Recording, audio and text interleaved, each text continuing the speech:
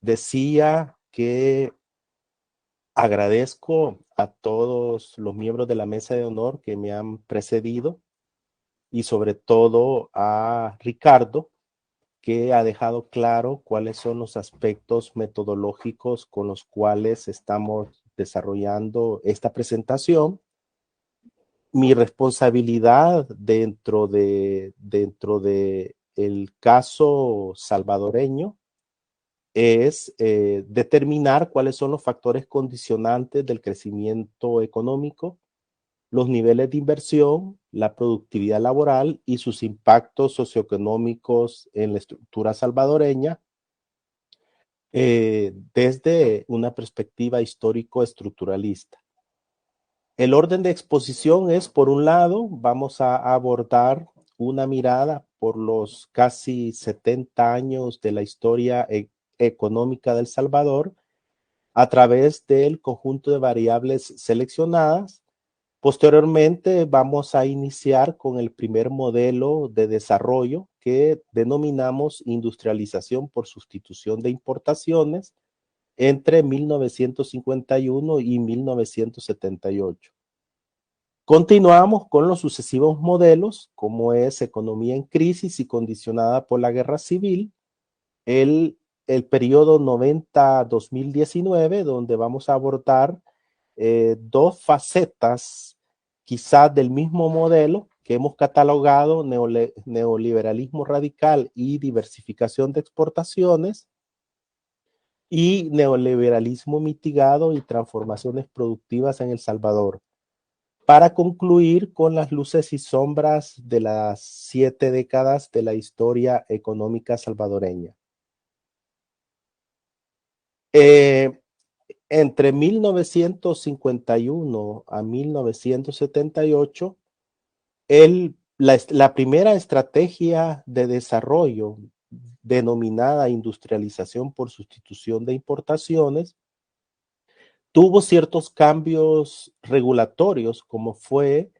la construcción de una institucionalidad pública y también del mercado común centroamericano. Las variables importantes son, por un lado, que los niveles de inversión crecieron a tasas elevadas. Estas tasas de crecimiento de la formación bruta no la hemos visto en los subsiguientes modelos de desarrollo, lo que trajo como consecuencia que la productividad laboral creciera a tasas del 2% y el ratio capital-trabajo, llegamos, que representa el proceso de mecanización de la economía, alcanzara un 0.9. Esto trajo como consecuencia que el balance comercial fuera deficitario, pero muy bajo, menos 1.2%, y el crecimiento económico registrara la tasa promedio más elevada de los 70 años de estudios y la renta per cápita un 2.1%. Una vez hemos examinado esto, creo importante centrarnos en estos hechos institucionales que fueron fundamentales para que este modelo pudiera desarrollar un cambio estructural. Por un lado, es la política estatal, en la cual tuvo un manejo más directo de la política monetaria y fiscal como pilares del crecimiento y de desarrollo. Dentro de esto destaca la política de promoción de exportaciones, tanto agrícolas e industriales, y también un proceso de sustitución de las importaciones que obviamente fue financiado por la agroexportación, dado, como mencionaba Hugo Beteta, también en el caso salvadoreño, aparece que las élites agrícolas incursionan en las inversiones del sector industrial y la integración centroamericana a partir de la década de los 60 impulsó la industrialización, ¿verdad? Esto generó entonces que en el proceso de integración centroamericana el intercambio intrarregional fuera aproximadamente un 22% del comercio total de la región y en el caso de El Salvador fuera aproximadamente un 29%. Ahora, dentro de los bienes públicos proveídos en el ámbito del mercado de productos, también hay que destacar los programas exitosos de reclusión selectiva que implementa el gobierno de El Salvador en esa época y que abrió el mercado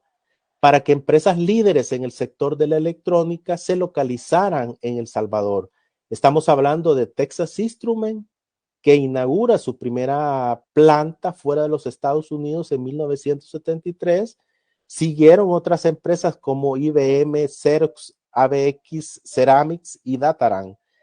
Esto lo que constituyó es que El Salvador tuvo el único clúster electrónico en Centroamérica.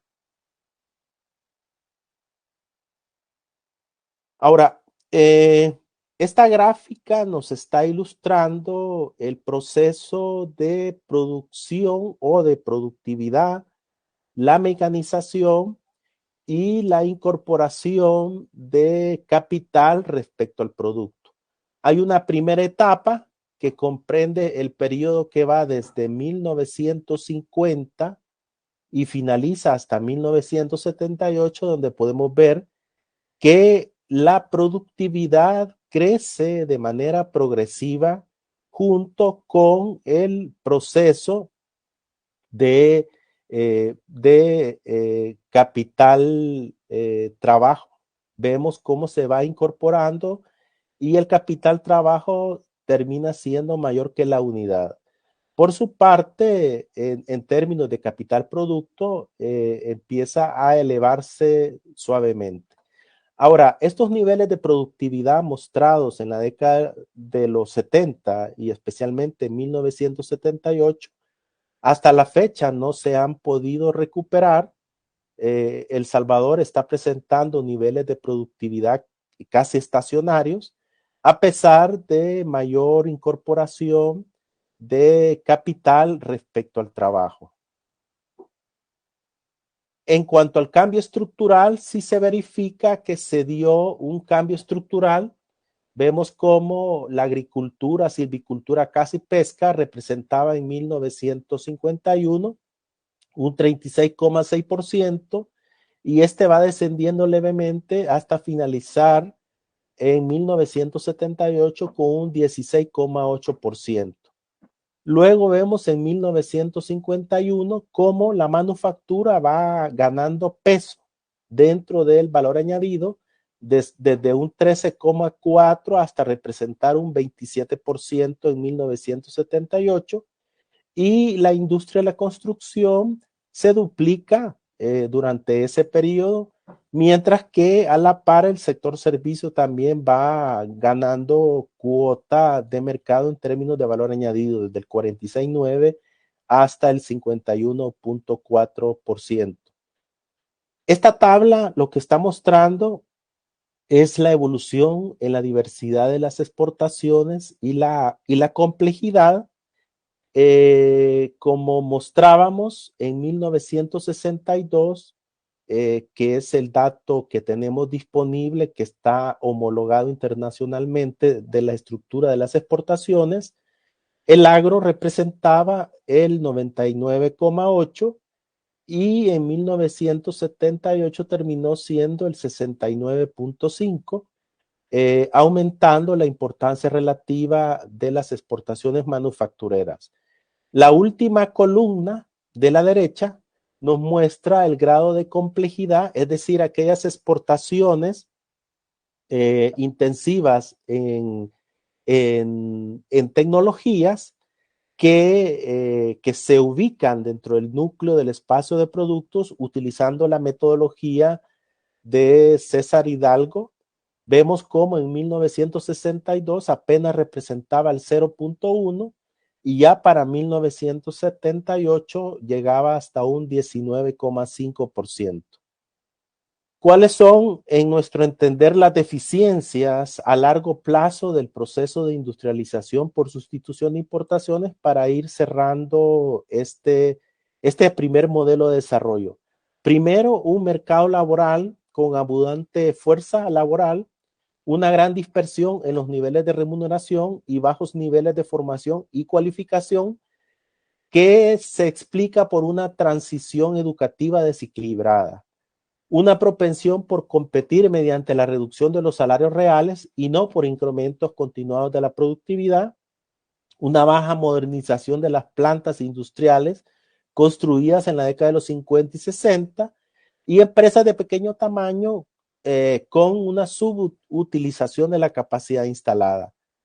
En suma, presentaron escasez de herramientas y de normas de calidad estandarizadas para exportar a los mercados internacionales, provocada por un mercado que estaba protegido institucionalmente como parte del mercado común centroamericano. El segundo modelo de desarrollo lo hemos denominado economía en crisis y condicionada por la guerra civil, abarca el periodo de 1979 a 1989 y en el cual vemos que en este periodo la economía decreció en promedio en menos 1.2%. También la productividad laboral y la renta descendieron en menos 2.6 y un 2.7 respectivamente. Adicionalmente, vemos cómo la caída en el ingreso por habitante, que era de $3,000 en 1979, llega a $2,300 en 1989, es decir, casi un 25% de caída en el ingreso por habitante. Se estanca la mecanización al caer 0.7, a pesar que la ratio capital, que esto es el stock de capital que provenía de la década de los 50 y que creció fuertemente en 50 y 60, 70, pero en los 80 eso hace que crezca de manera inercial hasta el 2%. En este periodo, el Fondo Monetario estimó pérdidas de capital derivadas por el conflicto armado entre 1980 y 1988 de aproximadamente 1.500 millones de dólares. Esto es un aproximado del 12%. Y en términos de pobreza, vemos que la pobreza aumentó en más del 10%, en tanto la población que emigró hacia los Estados Unidos se estimó un 10%, y en términos de la deuda pública, los niveles de deuda pública externa, que estaban en 160 millones de dólares en 1975, llegaron a 478 millones de dólares en 1980. De igual manera, la deuda privada se expandió. ¿Qué políticas se emplearon para paliar los efectos de la contracción de las principales variables económicas que hemos visto? Se estableció un control cambiario y la restricción al movimiento de capitales, la nacionalización del comercio exterior del café y del azúcar, la nacionalización de los bancos y asociaciones de ahorro y préstamo, así como la administración o control de las tasas de interés y del otorgamiento del crédito por parte del Banco Central de Reserva y una reforma agraria. Aquí un indicador de inestabilidad fue que hubieron 3 sucesivas juntas revolucionarias de gobierno, luego los gobiernos de Álvaro Magaña y de Napoleón Duarte.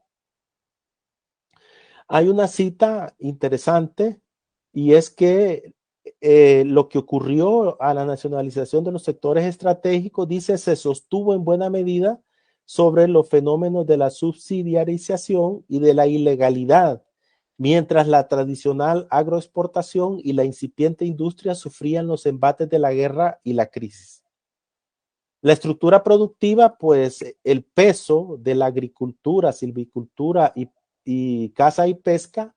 disminuyó levemente del 16,8 al 15,4. También vemos la caída de 10 puntos porcentuales en la participación de la industria manufacturera,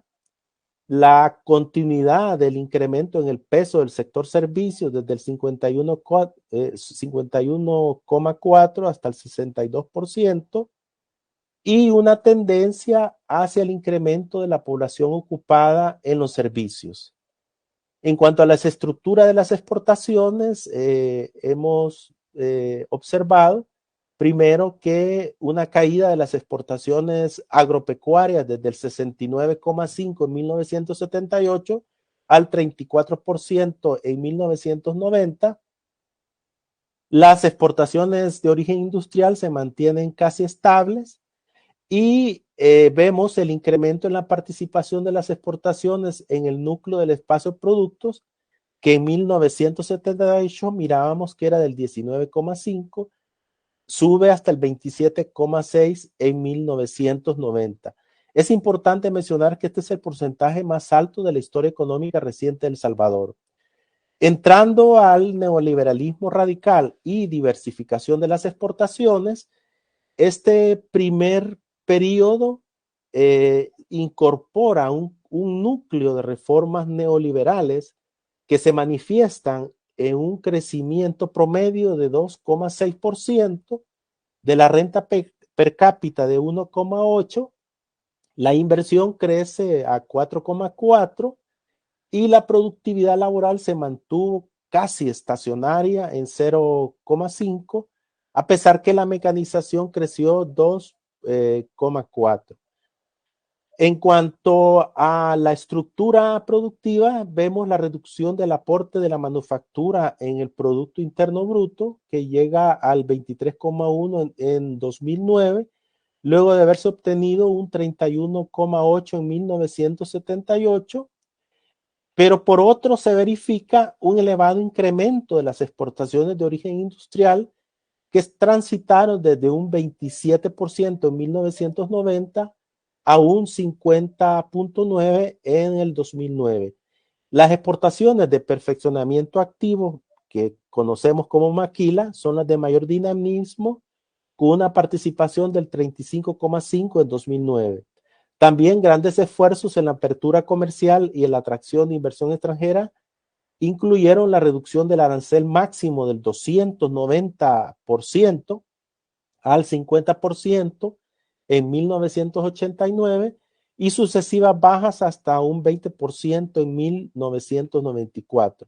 Ahora, todas estas reformas orientadas hacia el mercado hicieron posible que las élites económicas formaran poderosos núcleos y monopolios privados que darían lugar a la captura del Estado salvadoreño para aumentar sus tasas de beneficio. En este subperíodo no se registraron mejoras sustanciales en los indicadores de pobreza. La pobreza total relativa extrema transitó desde el 49,1, 31,6 y 17,5 en 2009 al 50,1, 33 y 17,1 en 2009. Ahora, durante este subperíodo El Salvador persiguió agresivamente la suscripción de acuerdos de libre comercio e inversión. Hasta la fecha que analizamos este modelo, se habían firmado acuerdos con los Estados Unidos, el Tratado de Libre Comercio, con República Dominicana, Chile, Panamá y la provincia de Taiwán. También en 1990 se observan en El Salvador transformaciones de gran tamaño en la propiedad de la riqueza, que pasaron del dominio público al privado a raíz de las privatizaciones, tales como del sistema bancario, de las asociaciones de ahorro y préstamo, sistemas de pensiones, energía eléctrica, telecomunicaciones. Esta última se vendió por 1.420 millones aproximadamente, o de empresas públicas dedicadas al beneficio café, ingenios, plantas de alcohol e importaciones de petróleos, empresas productoras de cemento, torrefactoras de café y plantas de almacenamiento de granos básicos. El cambio estructural, de una manera sucinta, vemos como una evolución estacionaria del peso de la industria manufacturera en el valor agregado del 17,9%, la caída de la agricultura que ya venía desde el primer modelo, del 15,4% llega hasta un 7,4% entre el 90 y 2009, y a partir de 1950 se desarrolla los servicios, un conjunto de servicios públicos comercializables, tales como servicios financieros, servicios bancarios, pensiones, seguros, generación y distribución de energía eléctrica, telefonía fija, televisión, radio, que estos se privatizaron posteriormente, así como nuevos servicios como los call centers, BPO, Business Process Outsourcing. En suma, durante este modelo de desarrollo se profundiza la terciarización de la economía, que aumenta la contribución de los servicios desde un 62,9 en 1990 hasta un 69,3 en 2009. Se da una modernización de las exportaciones. Vemos cómo en el caso de esta variable sí sufre un revés contrario a lo que uno hubiese esperado luego de la implementación de un conjunto de políticas de liberalización económicas. El porcentaje de exportaciones que se ubicaron en el núcleo del espacio de producto baja del 27,6 en 1990 al 20,4 en 2009. Y la participación de las exportaciones de la industria manufacturera registró una caída pasando del 17,4 en 1990 al 15,4 en 2009. En suma, vemos cómo las élites económicas formaron poderosos núcleos y monopolios privados que obviamente continuarían con la captura del Estado. Otra de las maneras como evaluamos el cambio estructural, aparte de la estructura de las exportaciones, del empleo, es ver también la descomposición de la productividad en dos variables. Uno es el cambio estructural y el otro es realmente efecto interno.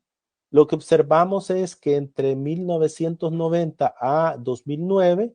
la productividad laboral crece 0,6 como media y el factor explicativo se debió al cambio estructural. Sin embargo, como hemos visto en este periodo de mayor crecimiento, de mayores niveles de inversión, pero no se llegan a los niveles registrados en el modelo de sustitución de importaciones. Y un claro ejemplo de ello es esta gráfica donde vemos que, digamos, ese tránsito de trabajadores solo se da hacia la construcción y al heterogéneo sector servicios, donde obviamente coexisten sectores de baja y elevada productividad. En este modelo hubieron pérdidas millonarias derivadas de los terremotos del 2001, que CEPAL estimó aproximadamente un 13% del Producto Interno Bruto, que afectó todo el potencial de crecimiento y desarrollo tanto en el corto y mediano plazo, dado que se dieron pérdidas en el acervo de capital que se estimaron en 840 millones de dólares y también casi el 18,3% de la población resultó afectada por este terremoto. También le siguieron ciclones tropicales y sistemas de baja presión que golpearon al país entre 2001 y 2009. Se estimaron pérdidas cifradas en 3.726 millones de dólares, alrededor de 23 millones, alrededor de 2,3 millones de personas afectadas y 2.922 personas fallecidas según IMDAT. El último modelo que examinamos lo hemos denominado neoliberalismo mitigado y transformaciones productivas y sociales y comprende el periodo 2010 al 2019. Durante estos años se adoptan un conjunto de políticas públicas que están definidas claramente en dos planes quinquenales junto con políticas industriales de corte vertical y horizontales, tales como fomento, diversificación y transformación productiva, y que obviamente perseguían acelerar el patrón de transformación y de diversificación de la estructura productiva salvadoreña. La economía durante este modelo alcanza tan solo un crecimiento de 2,5%, la inversión crece 3,5% y la productividad laboral se mantiene estancada en 0,4%. No obstante, se suceden la implementación de políticas sociales y en particular las adoptadas a partir del 2010 que produjeron mejoras en los indicadores de pobreza y de desigualdad. Vemos que en el 2009 la pobreza total alcanzaba un 50,1 y la pobreza relativa un 33,6 y la extrema un 17,1 y evolucionaron a la baja, que en 2019 la pobreza total relativa y extrema alcanzaron 22,8, 18,3 y 4,5. El coeficiente de desigualdad en 2019 llegó a 0,35 y la concentración del ingreso antes de impuesto en el 10% de los individuos con mayores ingresos disminuyó levemente entre 1990 a 2009 del 49,7% al 46,1% entre 2010 a 2019. En suma, en el modelo neoliberalismo mitigado, en el 2014 se crea la Ley de Fomento, Protección y Desarrollo para la Micro y la Pequeña Empresa. También se desarrolla un sistema de protección social universal con énfasis en aumentar la cobertura de los servicios de salud, la alimentación y la seguridad de los ingresos. Los programas del componente no contributivo estuvieron dirigidos a personas en situación de vulnerabilidad social y ahí tenemos las comunidades solidarias urbanas y rurales y eran consideradas el principal programa y estaba compuesto por intervenciones por grupos de edad específicos. Dentro del plan quinquenal 2014 y 2019 se deja explícito el impulso a la política de fomento, diversificación y transformación, donde se pretendía que la producción se moviera desde bienes y servicios de baja productividad hacia bienes y servicios de alta productividad, especialmente la industria manufacturera. También que la fuerza laboral transitara hacia estos bienes de mayor productividad y también que la oferta de productos de exportación se diversificara a través de la selección de productos con ventajas comparativas reveladas, con mayor complejidad. En este periodo entonces se adoptaron un conjunto de políticas públicas definidas en estos planes quinquenales que persiguieron acelerar el cambio estructural, la diversificación productiva, tanto en la producción y el empleo, para aumentar los niveles de productividad. Esta gráfica nos muestra la evolución de la deuda del sector público no financiero desde 1991 hasta 2019 y donde hemos dado la deuda total y que incluye el Fondo de Obligaciones Previsionales y la deuda del sector público no financiero. Lo que vemos es que a raíz de la crisis que se empieza en 2008, se implanta una política expansiva a través de un plan anticrisis que dura solo un año de la crisis. Recordemos que en el 2001 se implanta la dolarización y eso hace que la política económica salvadoreña solo tenga un espacio fiscal, se elimina la política monetaria crediticia y cambiaria y por lo tanto, digamos, una política expansiva a lo sumo en momentos de recesión económica puede durar 1 o 2 años, porque luego se implanta una visión de la austeridad fiscal que lleva a que con un déficit primario en 2009 de menos 3,6, en 2019 se registra un superávit primario de 0,6% y la deuda sin pensiones que en el 2009 alcanzó un 53%, se reduzca en el 2019 a un 51,5%. Hay dos hechos estilizados en el manejo de la deuda global. Primero es el aumento de la deuda global al aumento del costo de pensiones desde 0,6 en el 2006 hasta un 19,5 en el 2019, y que la deuda, debido al funcionamiento solo per se de la política fiscal, se redujo en el periodo levemente, como lo hemos mostrado. También, a pesar que la productividad laboral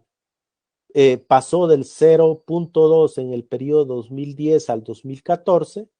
sube en el periodo 2015 a 2018 a 0,8, donde se implementa la política de diversificación y transformación productiva a partir del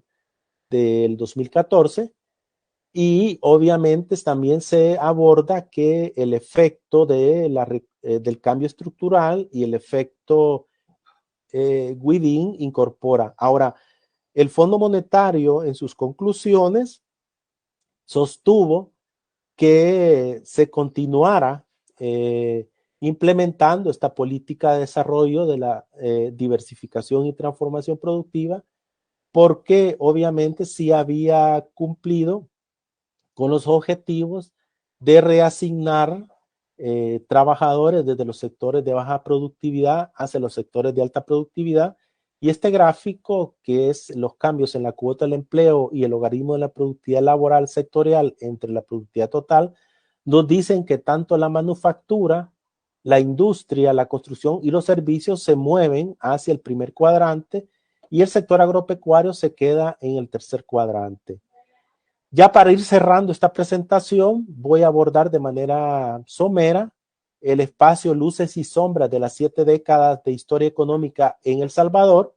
Primero, lo que hemos examinado es que los modelos de desarrollo implementados entre 1950 hasta 2019 ha provocado grandes brechas de desigualdad multidimensional, falta de oportunidades humanas, exclusión social y bajos niveles de inversión y productividad laboral. Y esto se está reflejando en un bajo crecimiento económico. La economía salvadoreña entre 1950 a 2019 registró un crecimiento promedio del 3%, una variación promedio anual de la inversión del 5,1%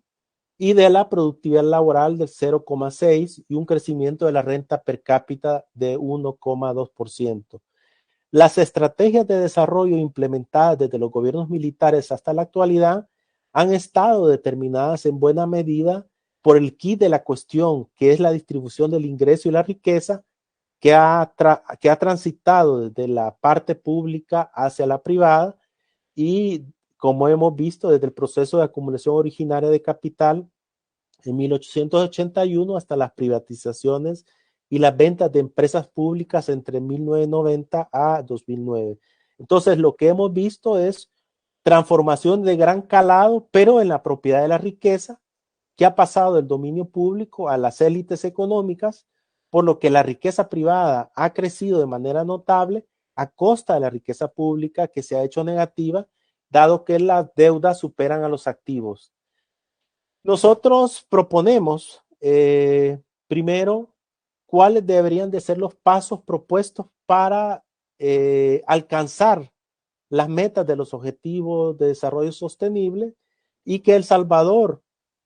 alcance una renta per cápita de más de $43,000 por trabajador en 2050. Primero es construir una visión